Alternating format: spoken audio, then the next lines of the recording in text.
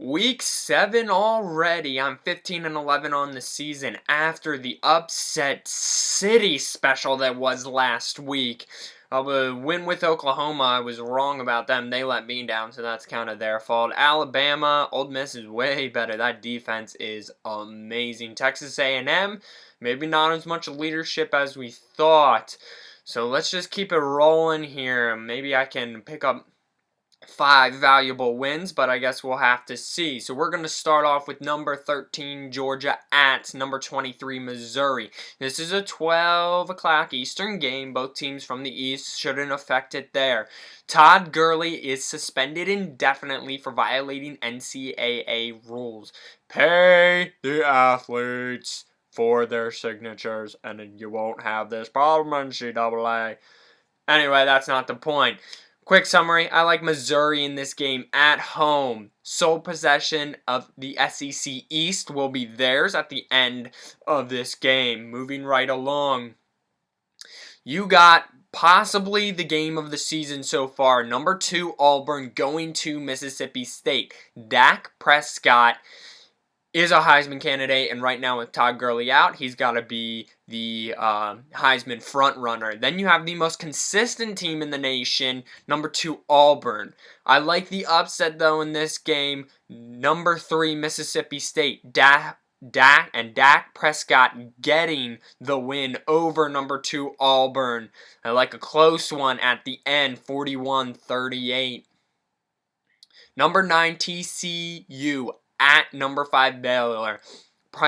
Bryce Petty played a terrible game last week. He's got to fix that. I think he does. It's another high-scoring affair, kind of like TCU Oklahoma last week. I like Baylor 41-34. That offense gets back on track in the new stadium at home in front of their fans. Number 12, Oregon at UCLA. 3:30 game again, both teams from the West Coast. Doesn't affect that at all. This is kind of my last ditch effort on the Ducks. The Ducks are going downhill with Chip Kelly gone, and I think it goes downhill next year even more with Marcus Mariota gone. But I think Marcus Mariota is great enough right now that he offsets UCLA. I still don't believe in that offense, ladies and gentlemen. Yeah, they put up 28 points last week. Their defense allowed 30 to a Utah team that only could score a grand total of 24 against Michigan, a terrible Michigan team. Come on, son. I like Oregon in this game by a field goal late, 38-35.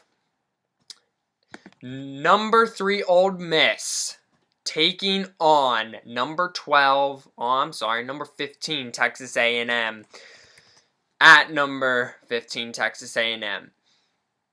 I like Ole Miss. Ole Miss has suffocating defense. That defense is legit. They held Alabama to 248 yards offense. You kidding me? That's amazing. Yes, it was at home. Yes, they're coming off a big win. But Ole Miss, I think they just rolling. They got a senior at quarterback in Bo Wallace. I like Ole Miss in this game. There's not enough leadership on Texas A&M, like I said at the beginning of this video.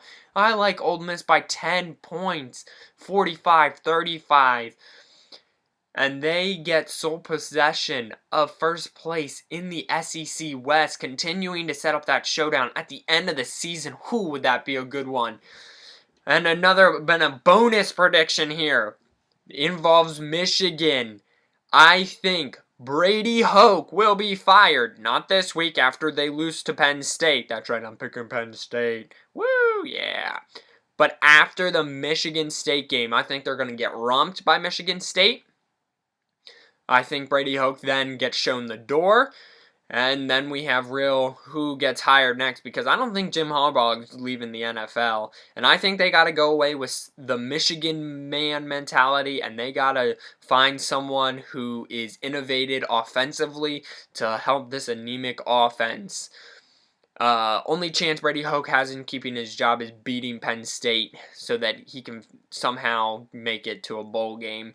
So, just to clarify, we got Missouri upsetting Georgia, Mississippi State upsetting Auburn at home, Baylor winning comfortably by 10 points, Oregon, Marcus Mariota somehow beating UCLA, and Ole Miss keeping it rolling late. We'll see how I do, and we'll check you back for Week 8 predictions. College football is halfway over.